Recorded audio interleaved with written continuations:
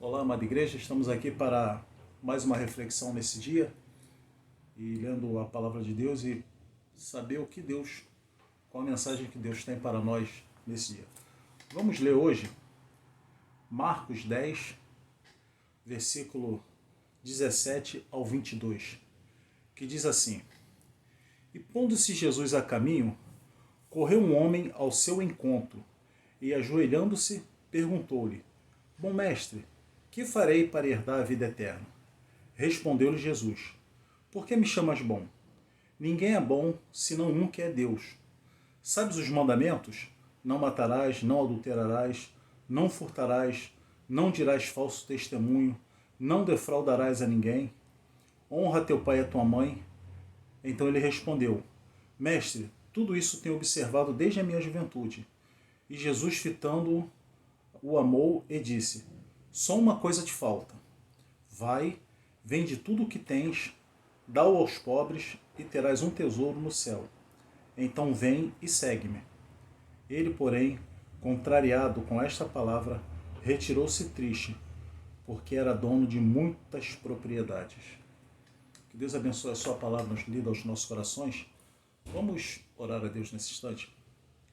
Querido Deus e Pai Celestial, mais uma vez nós te agradecemos, Senhor, pela tua palavra lida aos nossos corações, Senhor, e te pedimos que tu coloque na nossa mente, na nossa vida, aquilo que tu queres para nós, Senhor. Esteja com cada um que está ouvindo essa mensagem neste momento, que a tua palavra possa dar frutos em cada coração, Senhor. Que seja uma terra, cada coração seja uma terra fértil para o plantio da tua palavra e que ela possa crescer e florescer. Nós te pedimos em nome do teu Filho amado Jesus. Amém, Senhor. Bom, nós temos aqui a passagem de um jovem, a Bíblia fala que, aqui no texto de Marcos fala que é um homem, mas em Mateus fala que é um jovem, e diz que é um príncipe, e que ele veio ao encontro de Jesus porque ele tinha uma dúvida, uma pergunta muito importante para fazer para Jesus, que era: Mestre, o que farei para herdar a vida eterna? Ele tinha uma dúvida que todo ser humano, é uma pergunta que todo ser humano deve fazer: o que eu preciso fazer para herdar a vida eterna? Esta é a pergunta mais importante da vida do ser humano. Porque nós sabemos que a nossa vida ela é curta. Uns vivem 20, 30, 40, 50, 70 anos, outros chegam aos 90 e alguns, com a bênção de Deus, chegam aos 100 anos. Mas mesmo a pessoa que chega a essa quantidade de vida de 100 anos, 90, 100 anos, ela ainda é curta se comparada à eternidade que nós podemos passar diante de Deus, na presença de Deus. Então esse jovem tinha essa dúvida: Mestre, o que farei para herdar a vida eterna? E essa questão de herdar a vida eterna nós sabemos que a carne morre, mas o nosso espírito ele continua vivo. Só que ele vai continuar vivo ou diante de Deus, ou na presença de Deus, ou afastado de Deus eternamente. Então, herdar a vida eterna é ter a condição de estar na presença de Deus pela eternidade. É estar na presença de Deus durante toda a vida na eternidade, que não tem fim. Então, essa é uma pergunta importante de fazer: o que eu preciso para ter a vida eterna, para herdar a vida eterna? E esse jovem, ele foi ao lugar certo e falou com a pessoa certa. Ele foi ao lugar certo, que era onde estava Jesus, e falou com a pessoa certa, que é Jesus Cristo, que pode garantir essa vida eterna. E ele teve a resposta certa de Jesus. Só que quando ele chega lá e pergunta a Jesus: Bom mestre, o que eu preciso fazer para herdar a vida eterna? Talvez ele tenha pensado que ele poderia fazer alguma coisa para conquistar essa vida, alguma coisa que ele fizesse e não que Jesus tivesse feito. E Jesus começa respondendo assim: Por que me chamas bom? Ninguém é bom senão um que é Deus. Toda vez que eu leio esse texto, quando eu vejo que esse jovem chega para Jesus e fala: Bom mestre, e quando Jesus fala assim: Por que me chamas bom? Não há um bom que não seja Deus, porque me chamas bom, ninguém é bom senão um que é Deus. Eu fico imaginando quando aquelas pessoas chegam para outra e vêm com um elogio querendo ter para si um elogio de volta. E eu não sei, eu sempre tive a impressão que esse jovem, quando chegou ali para Jesus e falou, bom mestre, talvez ele estivesse pensando, não, eu não sou bom, bom é você. Ou eu sou bom, mas você também é bom, porque você cumpre as suas obrigações, você cumpre os mandamentos, você segue o que a lei diz. Então eu sempre tive essa impressão que esse jovem tinha essa presunção de ser chamado de bom também por Jesus. Tipo aquilo, quando eu elogio, eu recebo elogio de volta. Só que aí Jesus vem e já dá como se fosse uma travada nele, ele dizendo, por que me chamas bom? Ninguém é bom senão um que é Deus. Aí vem chamá-lo para a, a sua consciência, chamar para que ele possa pensar sobre a sua vida. Então Jesus começa um diálogo com ele e fala assim, ó, sabes os mandamentos? Não matarás, não adulterarás, não furtarás, e vem citando todos os mandamentos, e aquele jovem fala assim, mestre, tudo isso eu tenho observado desde a minha juventude, olha só. Aí aquele jovem talvez estivesse pensando assim, aquilo que eu fiz desde a minha juventude pode me garantir a vida eterna. Aquilo que eu fiz me dá uma garantia de que eu estou fazendo alguma coisa para alcançar a vida eterna. E talvez ele não tenha percebido que alcançar a vida eterna é pela graça.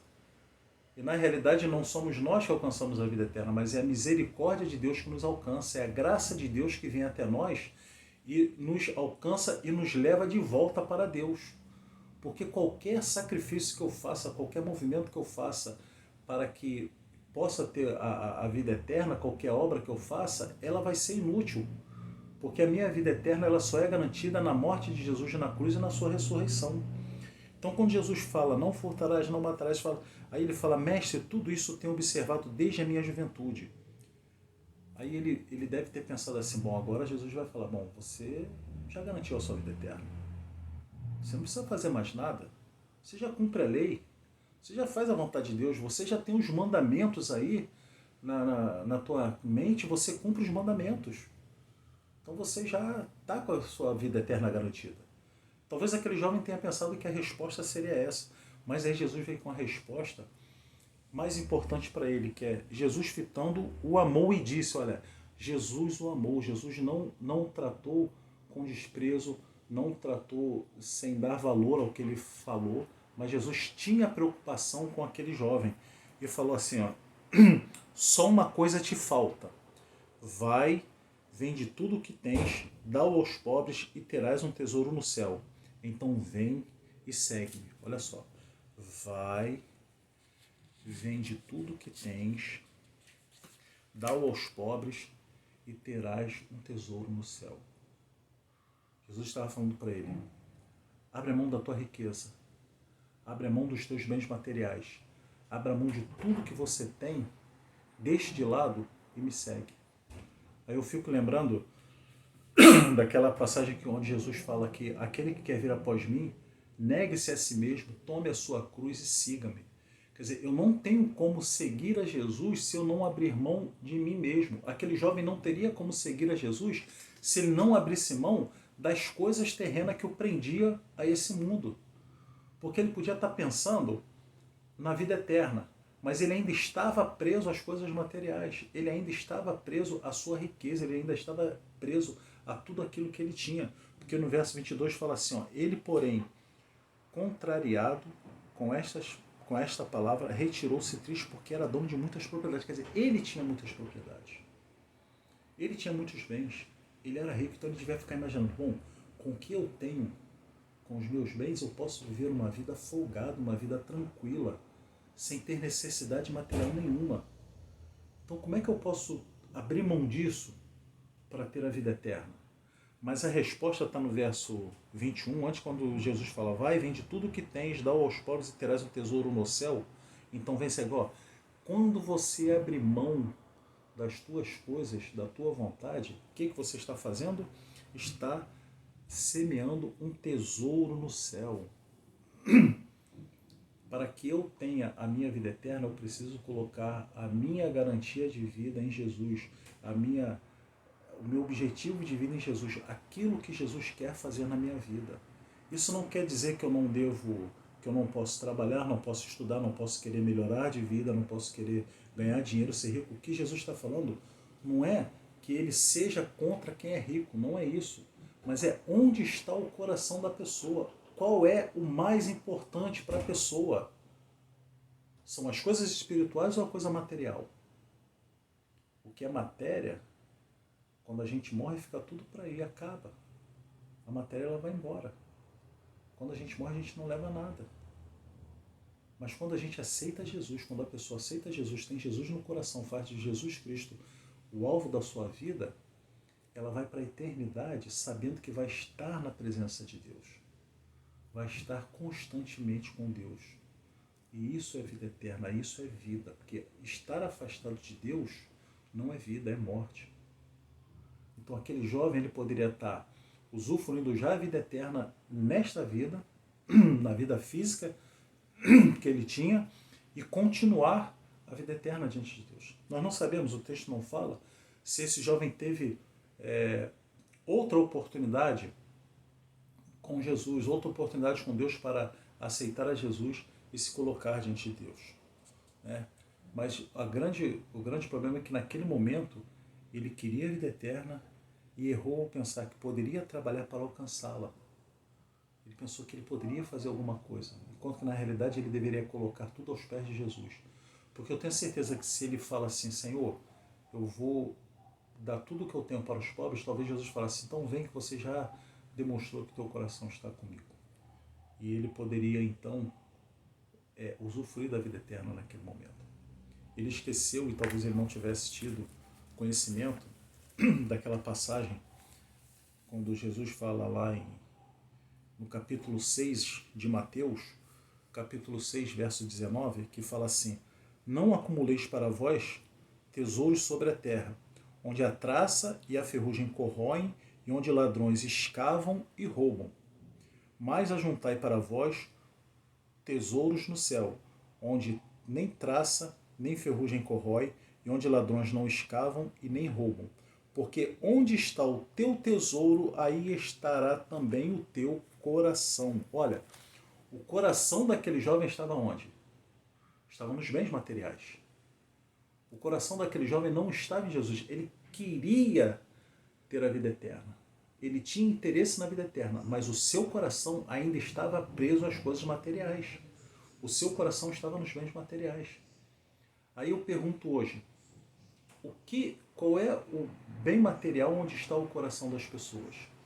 Às vezes o coração da pessoa está no carro que ela tem, às vezes está na casa que ela tem, às vezes está na família que ela tem, e ela dá mais importância a essas coisas do que ao próprio Deus, sem perceber, e ela esquece que é Deus que propicia todas essas coisas na nossa vida, é Deus que proporciona todas essas coisas na nossa vida, faz com que nós tenhamos a saúde, tenhamos a condição de trabalhar e conquistarmos as coisas.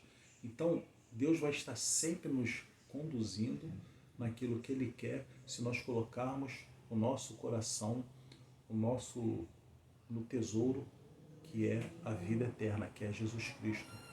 E Ele vai nos abençoar. O desafio de Jesus para aquele jovem foi muito grande. E qual é o desafio de Jesus para as nossas vidas hoje? O que eu preciso abrir mão, o que você precisa abrir mão para seguir a Jesus? O que você precisa deixar de lado? É uma prática pecaminosa? É alguma coisa que você tem na sua vida que é até boa, que foi uma bênção de Deus, mas que você está dando mais valor a esta coisa do que a pessoa de Jesus na sua vida? Está dando mais valor a essa coisa do que a vontade de Deus para a sua vida e para a vida da sua família? E isto vai te influenciar, vai influenciar a tua qualidade de vida, vai influenciar a tua comunhão com Deus. E você vai estar triste como esse jovem, porque está mais apegado aos bens materiais do que às coisas espirituais. Buscai primeiro o reino de Deus e a sua justiça, e todas as outras coisas vos serão acrescentadas. Olha, quando nós buscamos fazer a vontade de Deus, quando nós pensamos em colocar Deus em primeiro lugar, eu já falei e sempre repito, Ele sempre supre as nossas necessidades.